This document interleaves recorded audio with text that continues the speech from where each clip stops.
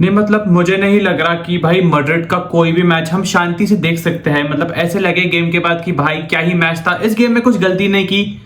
मुझे ऐसा ही लग रहा था, टू बी वेरी ऑनेस्ट 60 मिनट तक मुझे वैसा ही लग रहा था कि भाई आज तो मैं तारीफ करूंगा। मैंने सब कुछ सोच भी लिया था कि मुझे क्या बोलना है, किस प्लेयर की तारीफ करनी है। बट हमारे प्लेयर्स ये जो किया है उन्होंने पिछले कुछ मिनट्स में, गेम में अभी जस्ट गेम खत्म हुआ है, 10-15 मिनट हुआ है गेम को खत्म होके, जो 2 गोल हमने कंसीड किए हैं भाई मेरे गोटे मुंह में थे। गोटे नहीं भाई, मेरा सब कुछ मुंह में आ गया था, क्योंकि भाई जो 2 गोल खाए उसके बाद मेरे दिमाग में ऐसा है कि भाई प्लीज प्लीज आज तो एटलीस्ट हम खत्म ना करें title race. At least next week Barcelona के घर पे जाए, फिर वो हमें हराए, फिर वहां पे टाइटल रेस खत्म हो जाए, ठीक है वो थोड़ा सा रिस्पेक्टेबल लगेगा। पर भाई सेल्टा वीगो के सामने आज जो भी हुआ, बेसिकली जो भी किया हमने, क्या था भाई।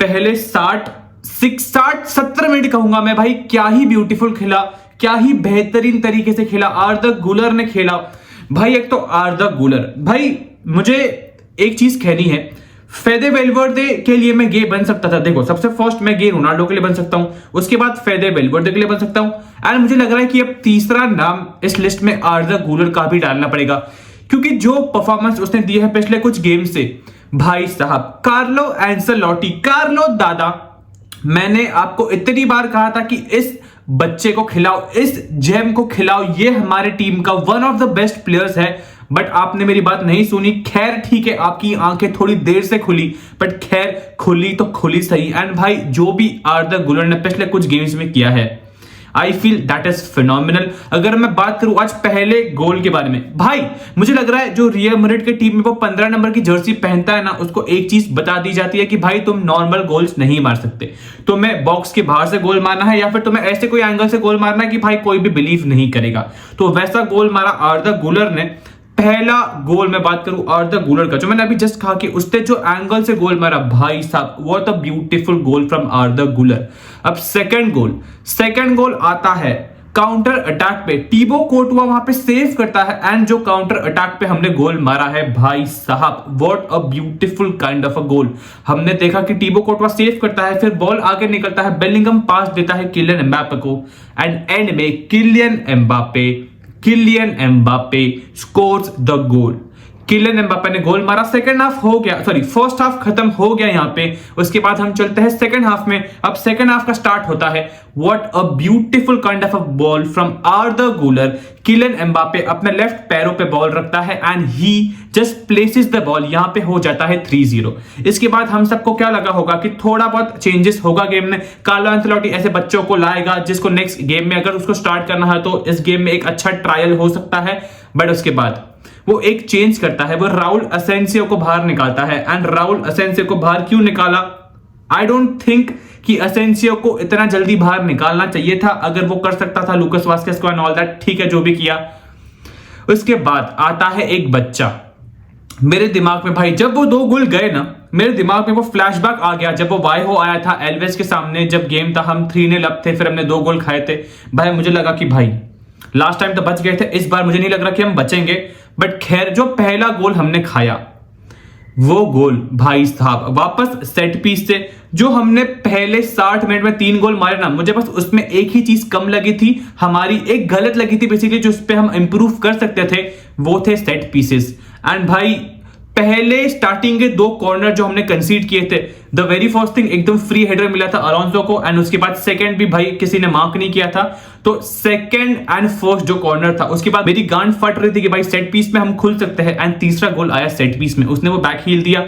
एक तो भाई देखो, अब मुझे नहीं कहना कि भाई ये कॉर्नर नहीं था, रेफरी ने हमें रॉब कर दिया है ये वो, पर भाई referee you need to open your eyes and give the decisions. ऐसा नहीं था कि भाई वो प्लेयर क्राउडेड था एंड तू ठीक से नहीं देख पाया हो, वो सिंगल प्लेयर था जिसके पैर पे बॉल लगी, जो कॉर्नर नहीं मिलना चाहिए था टू बी वेरी ऑनेस्ट, पर तुमने कॉर्नर दिया, फिर हमने वहां से गोल कंसीड किया। एंड उसमें अब भाई मुझे नहीं कहना भाई, मैं क्या ही बोलूं वो सेट पीस के बारे में, मतलब क्या ही बेकार तरीके से सेट पीस था वो। उसके बाद होता है 1-0। उसके बाद जो सेकंड गोल हमने कंसीड किया, मुझे लग रहा है ना कि जो भी हमारे डिफेंडर्स थे या फिर जैसा भी था भाई, उनको वहां पे गद्दा डाल के दे देना चाहिए था। तुम गद्दा लो, तुम गद्दे में सो जाओ भाई, क्योंकि उस तरीके से हमने सेकंड गोल कंसीड किया है। एंड भाई I was happy till the 65th minute. उसके बाद से जो दिमाग का भोसड़ा हुआ है ना भाई, मैं बस चाहता था कि ये गेम जल्दी खत्म हो एंड होपफुली हम कंसीड ना करें। एक टीबो कोर्टवा के हाथ से भी भाई साहब बहुत थोड़ी स्लिप हुई, बट खैर हमारे नसीब अच्छे थे भाई कि गोल अंदर नहीं गया। एंड उसके बाद एंड में जूड बेलिंगम, भाई you could have pass the ball. भाई जब तुझे पता है कि तेरी टीम भाई गोल मार सकती है एंड गेम खत्म कर सकती है, भाई पास कर, क्यों होल्ड कर रहा है भाई। खैर लेट इट बी। मेरे हिसाब से किलियन एम्बापे का एक बहुत ही ब्यूटीफुल गेम था, very good game from Kylian Mbappe. बेचारे पे बिन मतलब फाउल हो रहे थे, मुझे समझ नहीं आया कि भाई रेफरी क्यों फाउल नहीं दे रहा था, बस उसने एक फाउल दिया, वो येलो कार्ड का, वो खैर जो भी था। किलियन एम्बापे ने 2 गोल मारे एंड भाई अभी वो 2 ही गोल पीछे है डेब्यू सीजन में सबसे ज्यादा गोल मारने वाले इंसान बनने के लिए। अब मैं बात करूं, 1 गोल वो पीछे है लेवेंडोस्की से। एम्बापे का एक बेहतरीन सा गेम था। आर्दा गुलर को मैं मेंशन कर चुका हूं, आर्दा गुलर की मैं चटाई कर चुका हूं।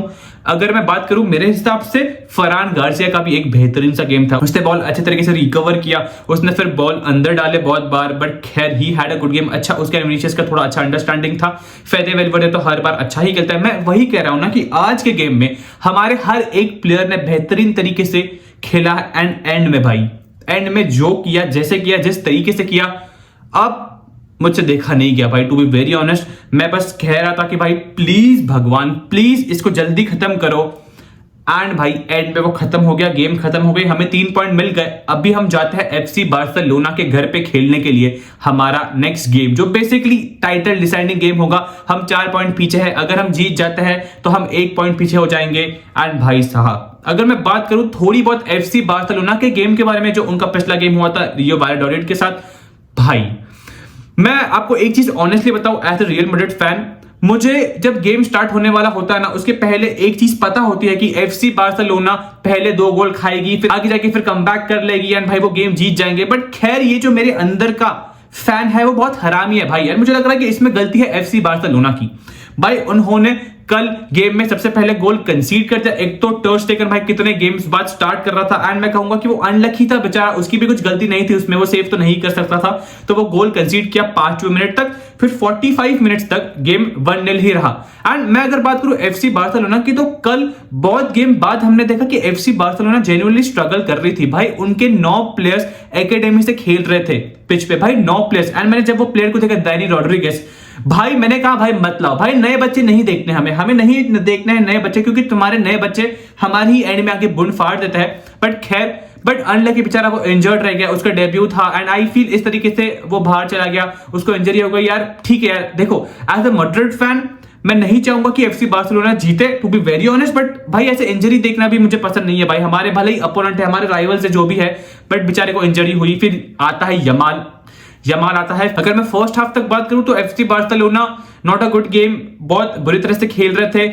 जो एक्सपेक्ट किया था कि भाई ये एक रेलिगेशन वाली टीम के सामने ऐसे तरीके से परफॉर्म करेंगे, मैंने ये एक्सपेक्ट नहीं किया था। तो सेकंड हाफ में हंसी फ्लिक लाता है रफीना को एंड फ्रैंकी डियोंग को। गेम से पहले ये चीज डिस्कस हो चुकी थी कि फ्रैंकी डियोंग आधा गेम खेलेगा एंड पेड्री आधा गेम खेलेगा, जबकि उनके नेक्स्ट गेम होने वाली इंटर के साथ, तो ये थोड़ा मैनेज करना ठीक था। बट फ्रैंकी डियोंग मेरे हिसाब से जब आता है उसने थोड़ा गेम चेंज किया एंड सेकंड हाफ में हमने देखा भाई साहब रफीना ने वो पहला गोल मारा, यमाल ने बेसिकली क्रॉस डाला अराहो के लिए, बट वो गोलकीपर ने ऐसे पंच कर दिया, फिर बॉल मिलती है रफीना के पैरों पे एंड वो गोल मार देता है।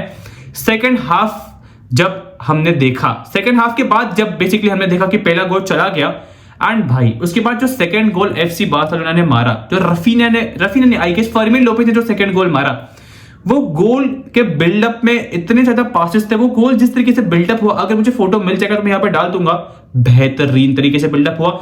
जेरार्ड मार्टिन को अभी इंटर के सामने भी नेक्स्ट गेम खेलना पड़ेगा एंड भाई इस गेम में beautiful performance from Gerrard Martin, बहुत ही बेहतरीन तरीके से उसने इस गेम में खेला। अगर मैं बात करूं जेरार्ड मार्टिन की, तो जो असिस्ट था वो भी जेरार्ड मार्टिन ने ही दिया फर्मिन के गोल के लिए, फिर फर्मिन ने वो ब्यूटीफुल तरीके से शॉट मार दिया। एंड यही बात है एफसी बार्सिलोना की दिस सीजन की, भाई वो जानते हैं कि इस मोमेंट में उनको वो विन निकालनी है, इस मोमेंट में उनको वो गोल मारना है एंड वो मार दे रहे हैं। अगर हम बात करें FC Barcelona and real Madrid की, तो भाई साहब अब दोनों ही टीम में 4 पॉइंट्स का डिफरेंस है। अब नेक्स्ट गेम होने वाला है Real Madrid and FC Barcelona का, जिसमें मैं चाहूंगा as a Madrid fan please Real Madrid तुम ये गेम जीतो, तुम एफसी बार्सिलोना को हराओ। अब बात ये भी है कि एफसी बार्सिलोना का नेक्स्ट गेम होने वाला है इन द चैंपियंस लीग, जहां पे वो खेलेंगे इंटर के साथ। तो वो गेम में भी जो होगा उससे ऑब्वियसली मेंटली इनको कुछ फर्क पड़ेगा या नहीं, मुझे नहीं लग रहा भाई इनको फर्क पड़ेगा, क्योंकि जो इनकी एज है एंड जो इनकी मैच्योरिटी है, आई फील भाई it is very much great for every FC Barcelona fan to see this, क्योंकि पिछले गेम में भी भाई यमाल ने वो दिमाग दिखाया, फिर उसने वो गोल मारा एंड एवरीथिंग भाई they did it was very great. But next game उनका होने वाला है इंटर के साथ, जिसमें ऑब्वियसली बाल्डे नहीं खेलेगा एंड कुंडे भी नहीं होगा। लेवेंडोस्की वापस आ चुका है, बट खैर दोस्तों ला लीगा की रेस वापस चढ़ चुकी है ला लीगा की रेस वापस आ चुकी है इन द हॉटेस्ट ऑफ, क्या कह रहा हूं मैं भाई, ला लीगा की रेस वापस सिंपल रखते हैं भाई, एकदम सिंपल रखते हैं, क्योंकि ये सब नहीं हो पा रहा है। La Liga's race is on and the next game will decide the champion of La Liga this season. तब तक अपना ध्यान रखना दोस्तों, मिलते हैं in the next video, good bye.